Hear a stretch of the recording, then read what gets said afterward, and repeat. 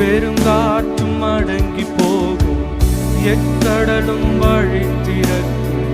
உங்க நாமம் உயர்த்தும் போது கண்மலையும் கரைந்து போகும்.